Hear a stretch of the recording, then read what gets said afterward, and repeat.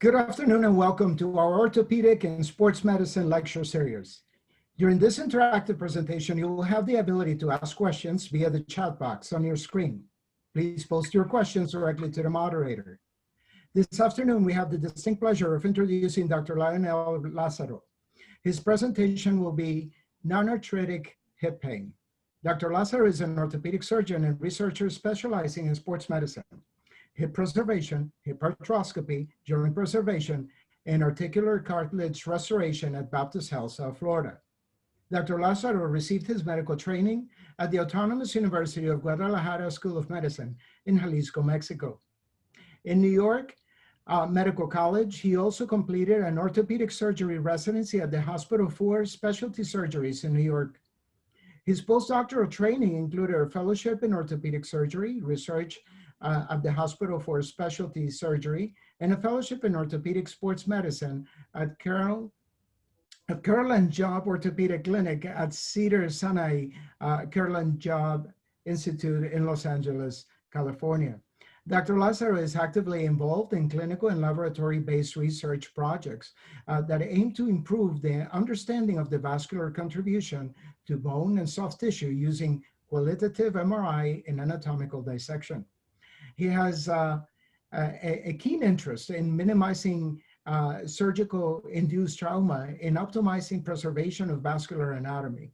His interest in bone vascularity and the associated iatrogenic surgical vascular insult have extended to investigations of vascular impacts from non-only surgical approaches, but also traumatic injuries and minimal invasive surgical interventions. He serves as an editorial reviewer for major orthopedic journals, and he is widely published in his field.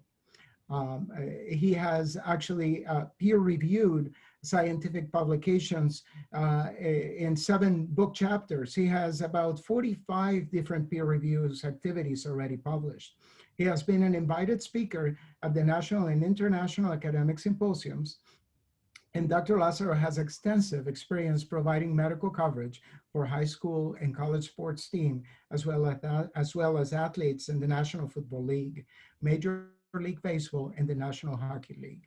Dr. Lazaro is a member of several professional associations, including the American Academy of Orthopedic Surgeons, the American Orthopedic Society for Sports Medicine, and the International Society for Hip Arthroscopy, among others.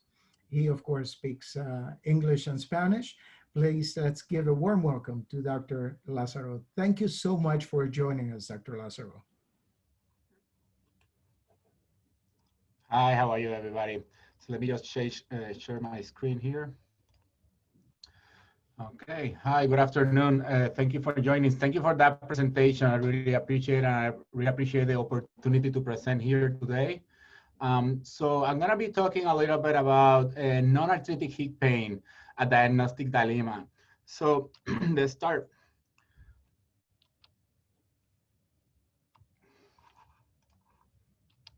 Okay, I have no disclosures.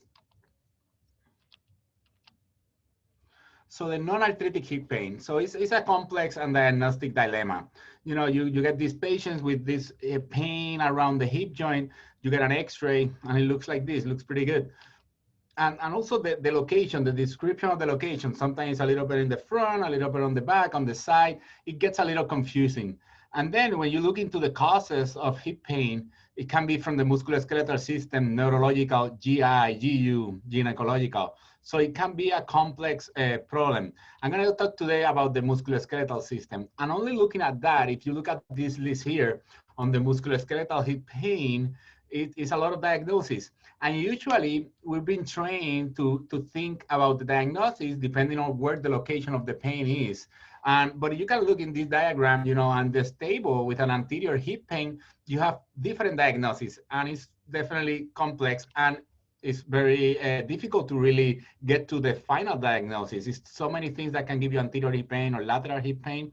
So it's a little problematic, and that's been reported in the literature.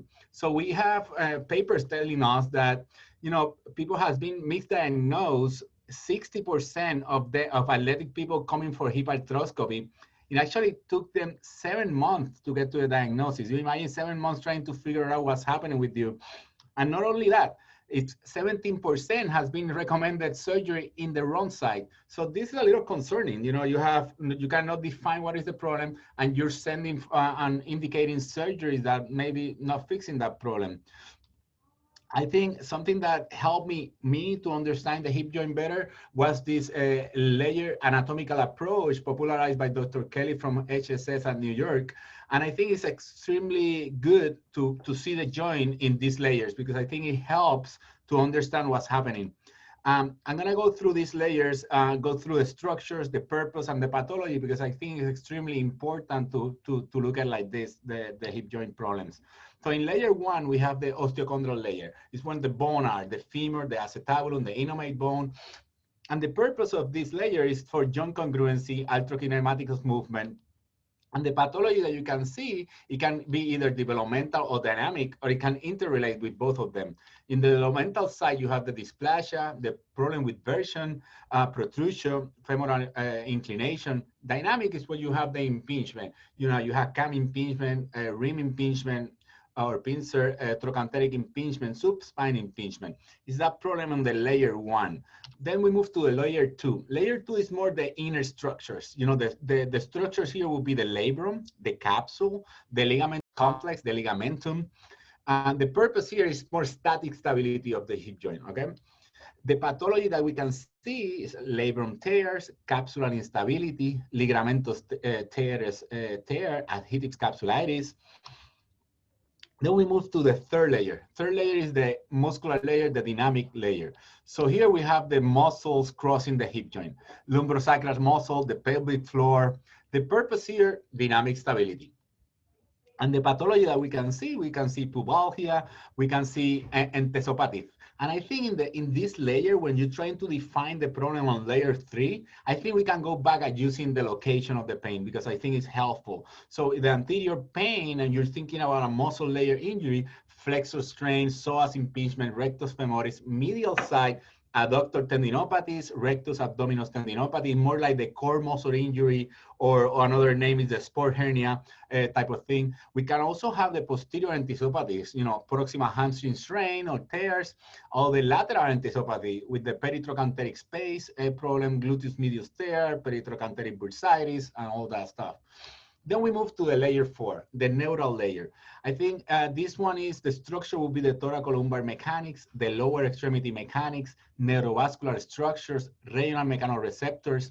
The purpose here is important, is the communication and timing and sequencing of the kinematic chain that is extremely important for us to perform in different activities.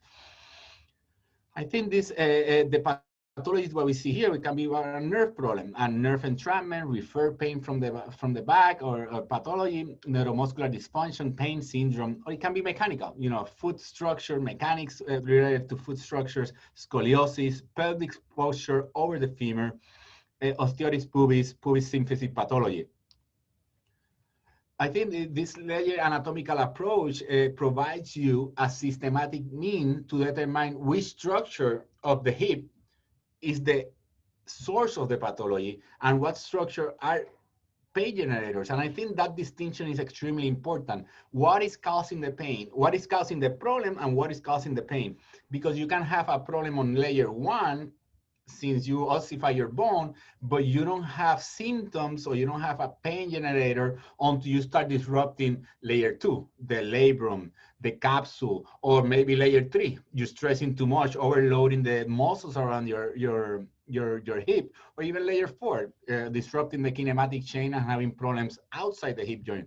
So I think it's extremely important to have that concept and understanding where is the source of the pain and who are the pain generators, okay? Because that can help us to better implement a treatment, not only to solve the pain and also to prevent, recurrence on symptoms. So let's talk about one of the issues that we have in layer 1 that is creating a lot of problems on layer 2, layer 3, and layer 4. One of them is an osseous problem and a poor mechanics of the hip joint that we call as hip impingement. And this has been reported in the 1920 when Dr. Jones relieved some pain in a house painter when he performed a chelectomy on the head of the femoral head. Then in Smith-Peterson in 1936, he started doing some acetabuloplasty with open approach, and he was able to address a slipped femoral epiphysis, taking pieces of the acetabulum and the femur. Very similar, not similar, but like the same concept of trying to resolve that impingement. And then after that, in 49, Heckman did 42 acetabuloplasty with good outcomes. In 65, we start talking about the anatomy of the pelvis and pelvic tilt. Then Muller and Duncan start observing in this distinguished athlete how they became degenerative disease of the hip in the middle life. So 50-year young people with prolonged arthritis. So they start reporting that problem. And then Stolberg described this pistol grip anatomy of the femoral head or the femoral neck. Solomon was the first to early theories of mechanical malalignment as a part of etiology for hip osteoarthritis. So even in the 76, then in 79, Demaris and Lequens described hip pain associated with structural abnormalities of the proximal femoral neck in athletes participating in hockey, football, soccer, like different athletes back in 1979. Then in 2001, Philippon described this triad of findings common in athletes that participate in sport with labrum pathology, iliofemoral ligament elongation, and chondral injury. Then McCarthy reported similar things, labrum pathology, chondral pathology in these elite athletes, young people. So for more than 50 years, observation has been suggesting structural deficiencies and in relationship to early onset of osteoarthritis of the hip joint. However, these conclusions were mainly drawn from childhood hip pathologies, ranging from SCFIs or DDH, but it has become clear that an irregular shaped ball housed in an irregular shaped socket will create irregular mechanics and forces across the hip joint. Then in 2003, Professor Gans popularized the term of femoral acetabular impingement, and he related that to the development of osteoarthritis of the hip joint. Here you can see on this diagram where you can see a normal hip anatomy, but if you have a cam morphology, when you have a bump on the femur side, or a pincer morphology when you have over coverage of the acetabulum, or even a mix. But you can see how a normal anatomy have full range of motion with no conflict. But when you start having those bumps, you can have conflict through that range of motion that can lead to injury to soft tissues. And there's another cartoon presenting that, where you have that bump on the femoral head that is disrupting the connection between the labrum and the acetabular cartilage. And you can see it here better. You get that damage of a labrum chondral junction disruption. And this is how we see it when we go in and look at the labrum. This is the labrum, the disruption and the articular cartilage. And this is how you see disruption of the articular cartilage. On the other spectrum, you have over coverage of the femoral head. Here is more like crush injury to the labrum. You crush the labrum, you create that damage with erythema or gets calcified. And this is how we see it in the operating room. And after that, several publications has come out trying to, or expressing the concern of poor anatomy and malalignment, how can lead to osteoarthritis. This paper talks to us about DDH and how can that lead to osteoarthritis of the hip. But this important paper of prevalence of radiographic criteria of femoral acetabular impingement of patient undergoing total hip arthroplasty. So patient undergoing hip arthroplasty exhibit a high incidence of radiographic abnormalities consistent with FAI. The cam type morphology occur more frequently in younger patients with advanced arthritis recurring hip arthroscopy. So this study supports the notion that cam type morphology is a risk factor for early development of degenerative arthritis. And the bigger the cam, the faster that it degenerates.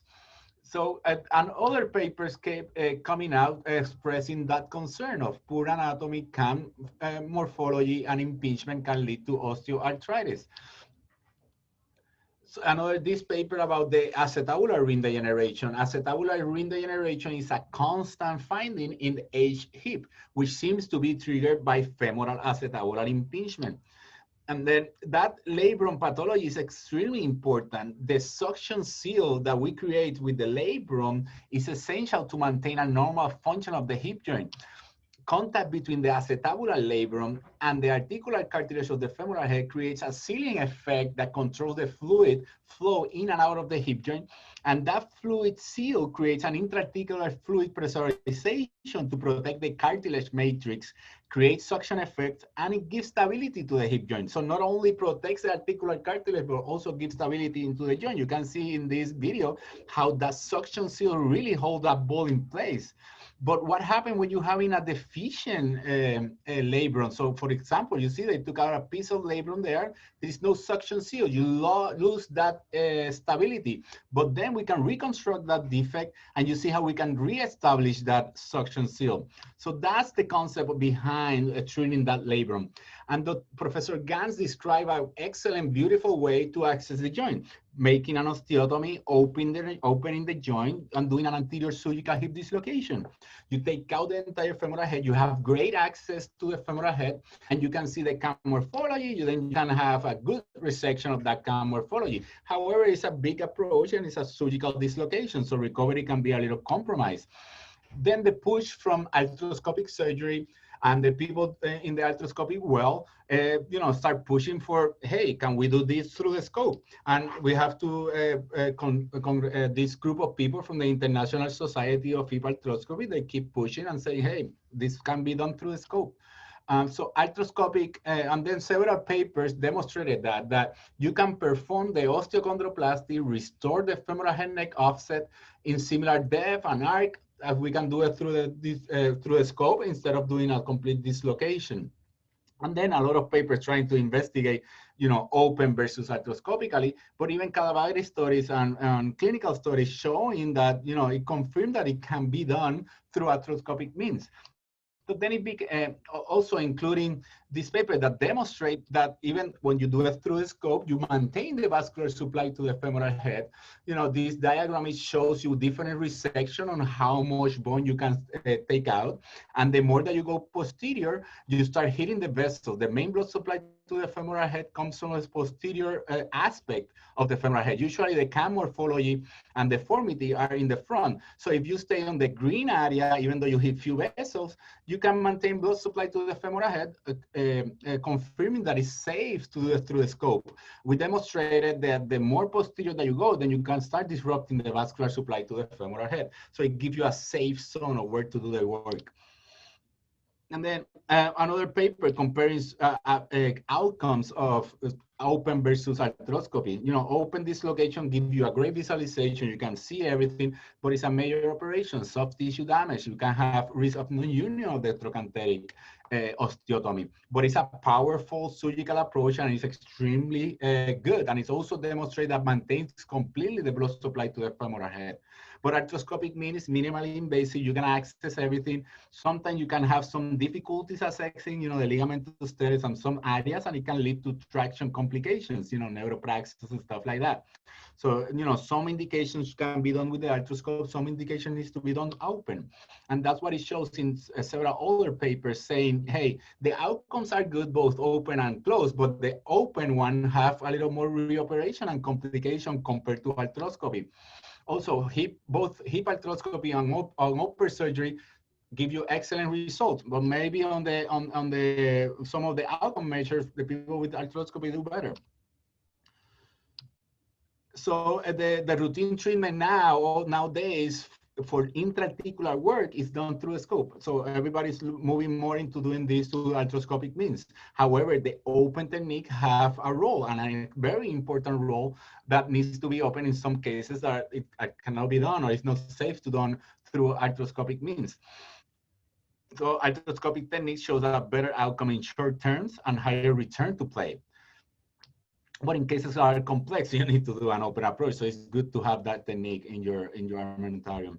So arthroscopic treatment of femoral acetabulus results in significant improvement in pain function with low complication rate. Another paper supporting hip arthroscopy, a way to treat that. But important, not having arthritis, not having dysplasia is extremely important to have a successful outcome. How is the return to play? 92.5% return to play in the NFL after arthroscopic FAI. That's extremely high. It's pretty good. And usually it takes them 6 months to come back and be able to start hitting each other. And others are looking at the long term, what's happening, anatomical recovery of the acetabular labrum and the labrum function was associated with improved clinical symptoms. So it maintains the improvement and it lasts.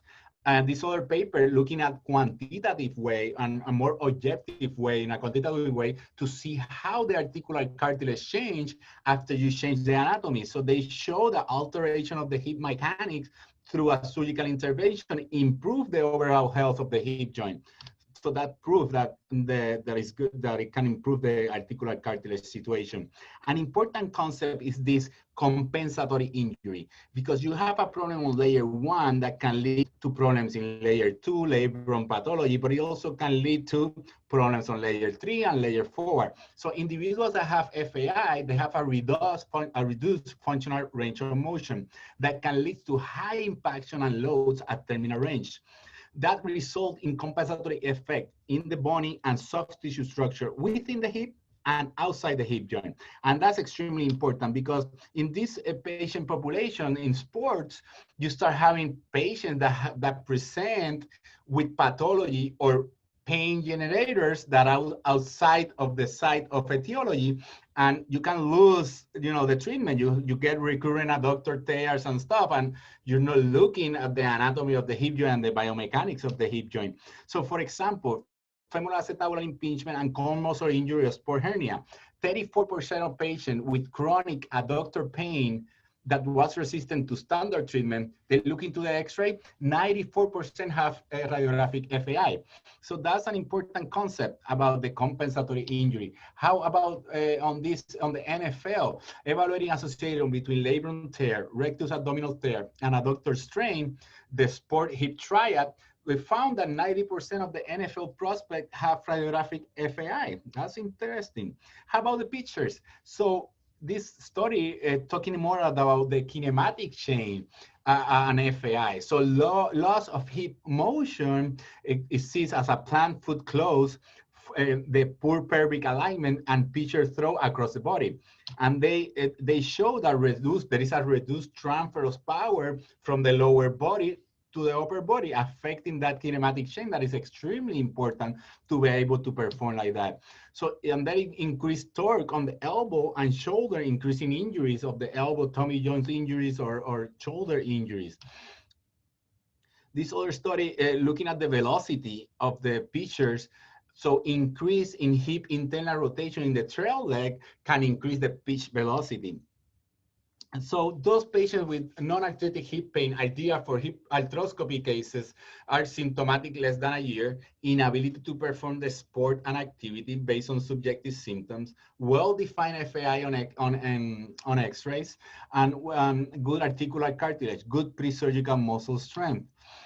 In 2016, a group of experts got together and say, hey, is all femoral acetabular impingement, or what we don't define better, femoral acetabular impingement syndrome? I think this is important because the syndrome is a motion-related clinical disorder of the hip with a triad of symptoms, clinical signs, and imaging findings. So you have to have that triad. And it represents symptomatic premature contact between the femoral acetabulum and the acetabulum, because you can have radiographic changes, but are not creating a problem and not creating symptoms. So it's not the syndrome.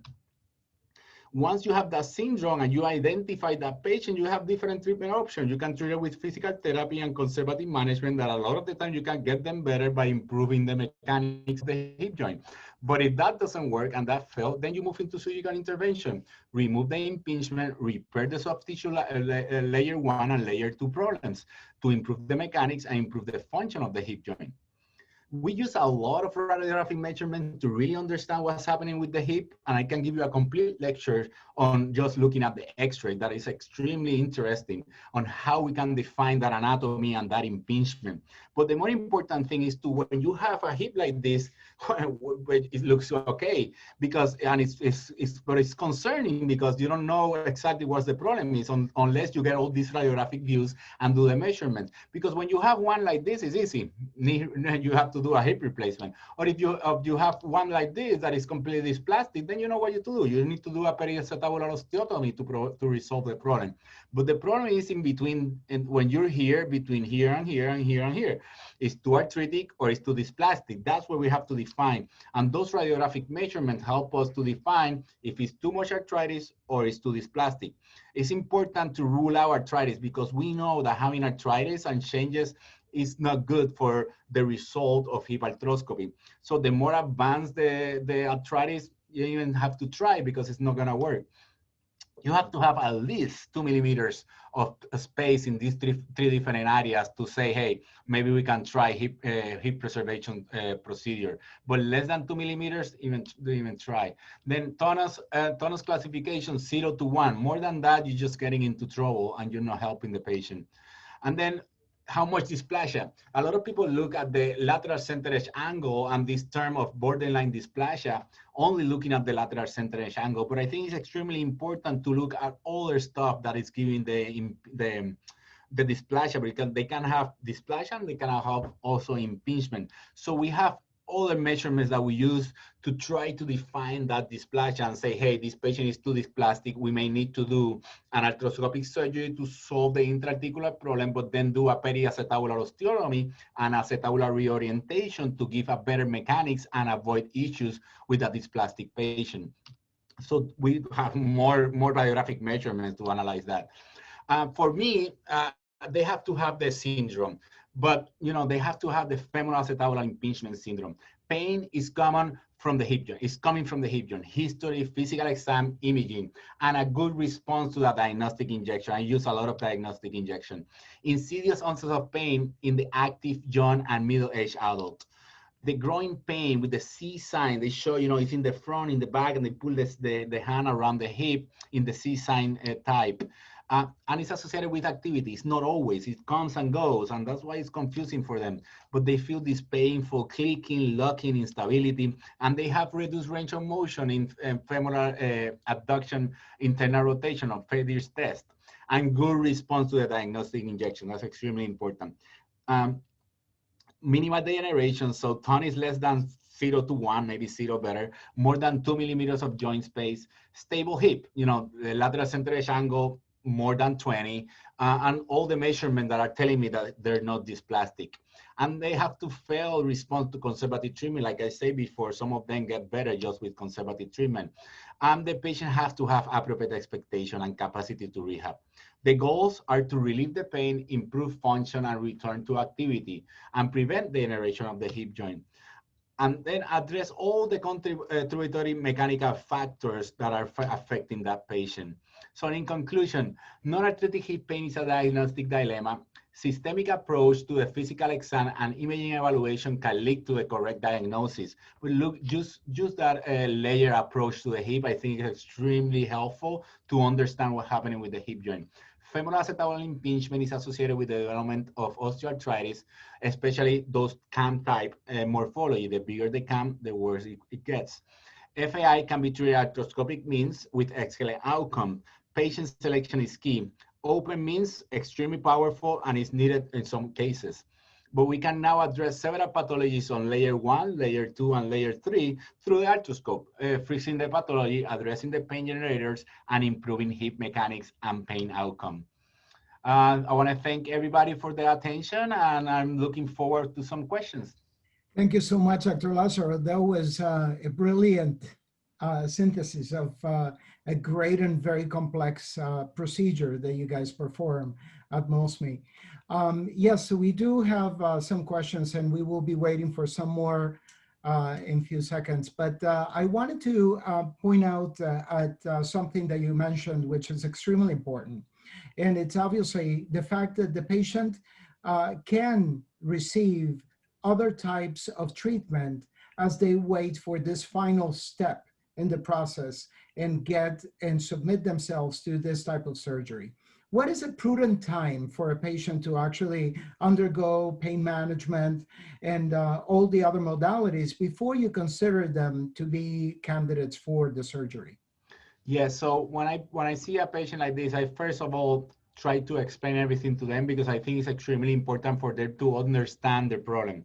The other thing is, let's see if conservative treatment is going to manage this. I don't think pain management is a good option. I don't like it. What I like to do, these patients get into a vicious cycle of pain that leads to weakness. That weakness leads to more pain and more weakness. And they fall in this vicious cycle that then gets to injuries in the abductors, in the lumbar spine.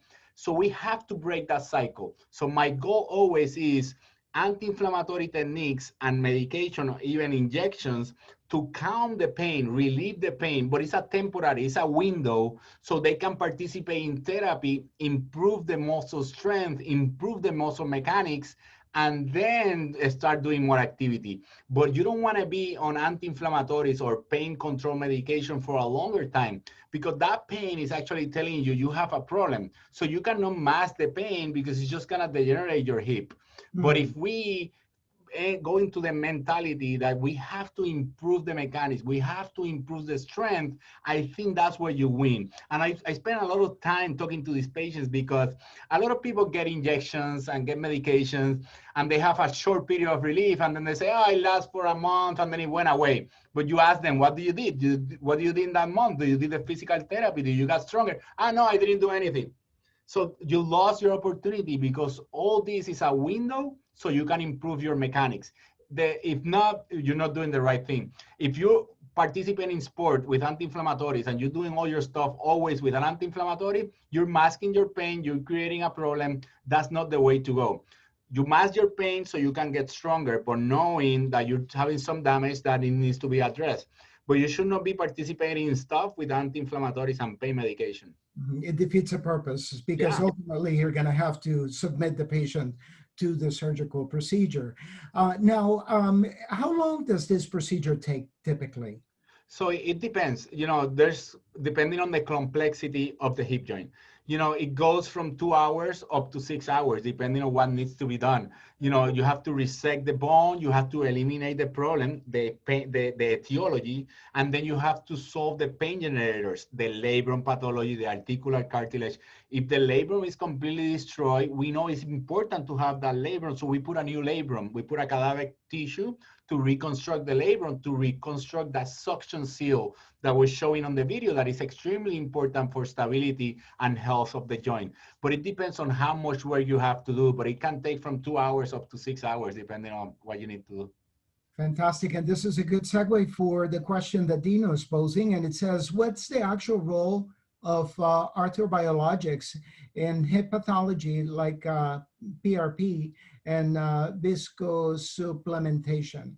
Yeah, definitely. So I use the injection technique and biologic injections into the hip joint to minimize those symptoms, to give them that window to participate in therapy. None of these biologics really it's gonna grow your cartilage or it's gonna heal. It's not true. What it does is give you an anti-inflammatory effect, and it can bring some cells into the system to help you with that inflammation. But again, it's a band-aid, so you can do the therapy. If you don't do the therapy afterwards, that's when you get the different publications of PRP works, PRP doesn't work, but none of them are looking at what the patient is doing after. Also, PRP is different. Your PRP is different than mine. So it's a little difficult to understand those studies, but I use it a lot in those patients that they don't want to go to hip arthroscopy yet, or they're not candidate. They have too much arthritis, but they're not candidate for a hip replacement. That's when I get into those injections, trying to minimize the symptoms so we can improve the mechanics of the hip joint. Once you improve the mechanics of the hip joint and the strength, a lot of them get better, at least diminish the pain symptoms and improve function. Carlos is wondering, which is the best image diagnostic tool? So for me, X-ray is extremely important. You cannot go to an MRI before understanding the X-ray. MRI, I use it to confirm my diagnosis. Your physical exam and X-ray is the way to go. MRI is to confirm. Like if you see in my talk, when I'm talking about the femoral acetabular impingement syndrome, MRI is not even there. It's just to confirm the labrum pathology. It's the radiographic findings. So there are specific views that you have to take to look at the anatomy of the femur. The problem is that we usually do AP pelvis, AP hip, front lateral. In those x-ray, they're gonna be normal, but you have to get an x-ray that shows you the anterior superior aspect of the femoral head neck junction. That's where usually the bump is. Some of the lateral views, like the front lateral or cross table lateral, you can see on the anterior Right. neck, on the head and neck junction, you can see sclerosis or cystic formation that are indicative of an impingement process.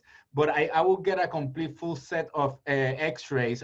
For me, all gets AP pelvis standing. I like it standing because it's more physiological for me. It's telling me exactly what's happening.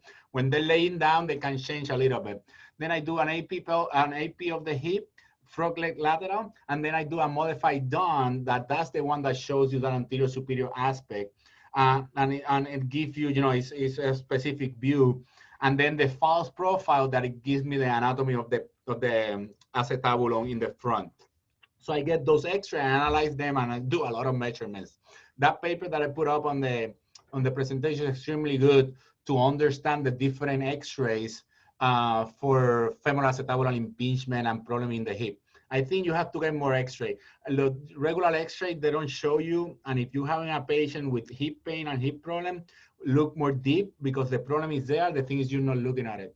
Right. And this is one of the challenges sometimes we have, especially during the pandemic, where you guys are doing a lot of the teleconsultations and using the records, the medical records and the images from abroad, where they are not necessarily appropriate or adequate enough for you to at least have a dialogue with the patient. So that is an extremely important point. And another thing is imaging, advanced imaging on MRI. Unfortunately, this concept of labrum pathology and all that and FAI is young, it's 15 years.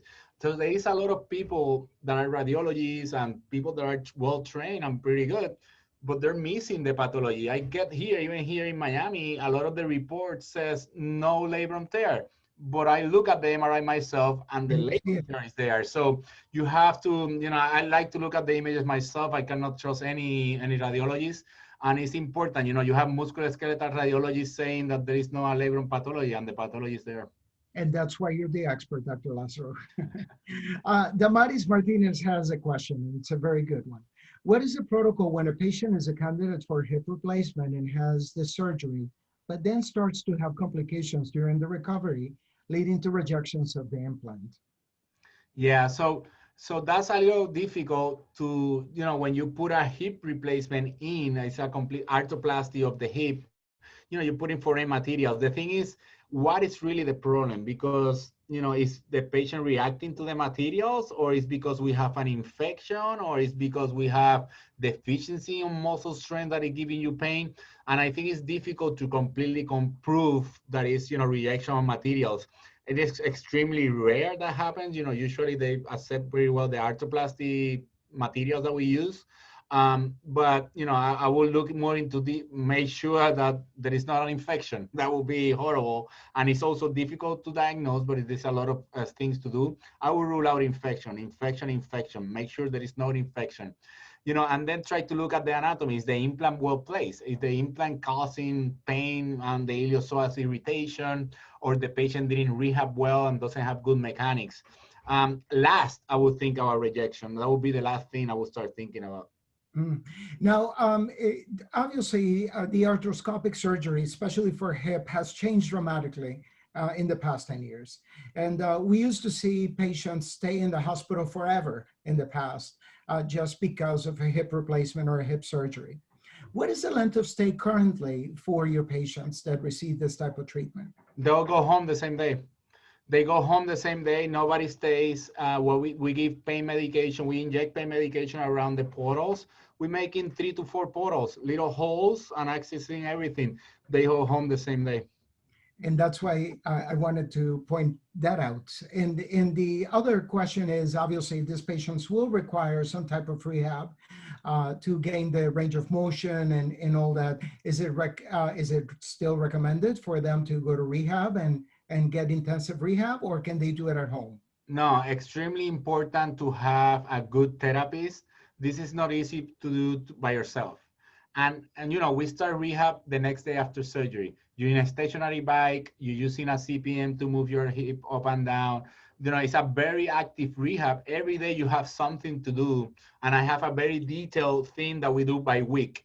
Every week we have something different, depending on how you're doing and you're reacting. You know, everything for me on the rehab is by phases. I have 4 phases. Phase 1, you protect the repair. Phase 2, you start doing normal activity like walking and all that. Phase 3, we start doing more jogging, running, doing more sport-related stuff.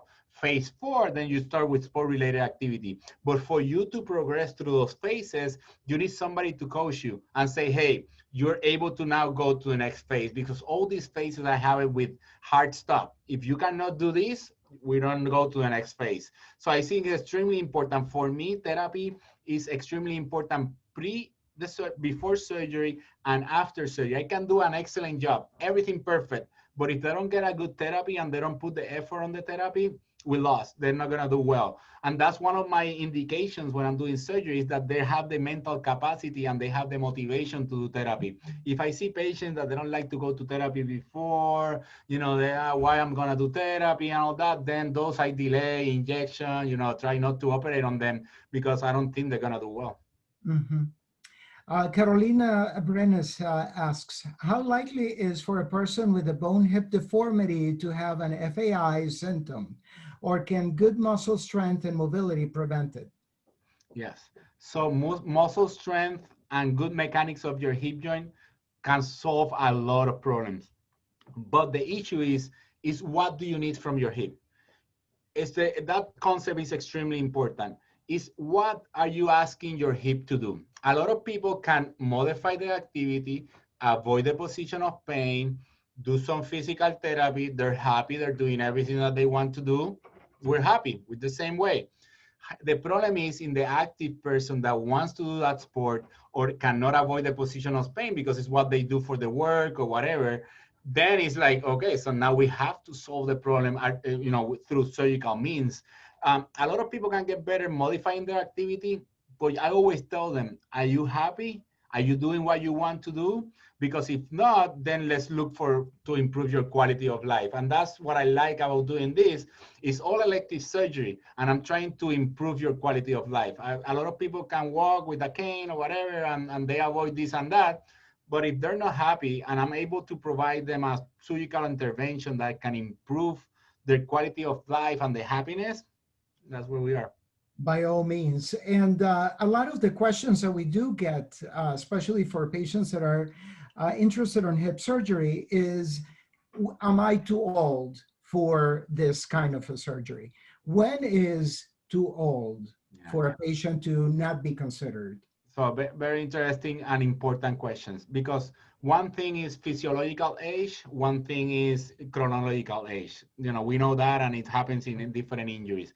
What the literature tells us, more than 45, you have worse outcomes than less than 45. So less than 45, people do very well. More than 45, they do better than non-operative treatment, but it's a little more compromised or a little more unpredictable. So I think the problem is that when you start getting older, you start having changes on the articular cartilage, on the labrum jaw is not the same. And then your muscle strength is not the same. Recovery is not gonna be the same. So it can compromise a little bit your activity. So people that are more than 45, I have good conversation, I analyze them and look at them more as where are you physically? You know, you have 50 years old, 60 years old that are in better shape than a 30-year-old. So those people, you cannot say, okay, he's a 60-year-old, I'm not gonna do this. No, we have to look at the activity. We have to look at the images. We get a good MRI to analyze the articular cartilage. Subchondral bone edema is a no-no. So you see subchondral bone edema, you gotta hold off. But if the bone looks good, the articular cartilage looks good, the guy is motivated, have good muscle mass, then we go for it. But I always tell them, and in what we have in the literature, more than 45, a little unpredictable. But I have a long conversation. But we can do older. The thing is, like, do you have arthritis? Where is your muscle mass? Where is your motivation? Mm-hmm. in order for you to make the determination, which is Yeah. extremely important. Yeah. What a great conversation. What a phenomenal presentation. What a great surgeon you are. We're so thrilled to have you at MOSME, and we look forward to continuing hearing more of your expertise in the near future. Unfortunately, time is running out on us. We can keep you here forever, but we want to be conscientious of your time as well. So I am going to go ahead and just thank you all for participating today, and to you, Dr. Lazaro, for this incredible presentation. Thank you for the time. Thank you. If you have additional questions for Dr. Lazaro, please feel free to email them to internationalbaptisthealth.net. We'll make sure to respond to them and send them back to you. We look forward to seeing you at our next Orthopedic and Sports Medicine Lecture Series scheduled for March 3rd, 2021. Thank you again. Be safe, get vaccinated, and let's get back to life. Thank you, Dr. Lazaro. Thank you. Have a good one. Thank you for the invitation. Thank you.